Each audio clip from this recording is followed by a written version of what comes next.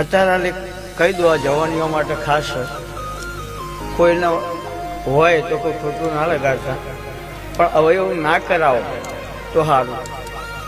માતાજીના ફોટા હાથ ઉપર દોરાવો. હવે તમારો હાથ સારા કાર્યમાં વપરાશે, ખોટા કાર્યમાં વપરાશે. બીજા નંબરમાં જેટલા માણસો જન્મ્યા છે એ બધા મરવાના. હવે તમે જે દાર મરી જાવ એ દાર તમારા ભેગિયા માતા બાળવાની લે, એ હાથ કાપી લેવાનો.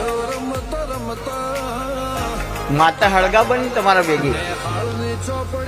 તો યાર તમે માનતા હોય તો મનમાં રાખો, દિલમાં રાખો. જેથી વિશેષ હોય તો ચોલીનો દાગીનો બનાવો, હોનાનો દાગીનો બનાવો, એની અંદર ધારણ કરો. તમે જે દર મરી જાઓ એ દર તમારાથી અલગ થઈ શકવું જુઓ. તમારા ભેગું બળવું ના જોવો યાર. કેટલું જે દોરાયું એ તમે મરી જાઓ એટલે કોઈ જતું ના રહે. તો એ દર મરી જાઓ એ દર શું કરવાનું? એ બધા પ્રદર્શન કરવાની ક્યાં જરૂર હોય યાર? ભાવથી ભક્તિ કરો.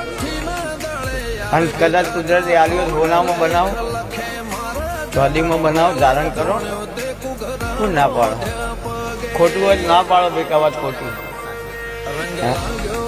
તો જેટલા હોબળા એટલા અમલમાં મિલજો. દોરાયો હોય એને જે, પણ ના દોરાયો હોય બને તો દોરાવતા નહીં બુવાજી.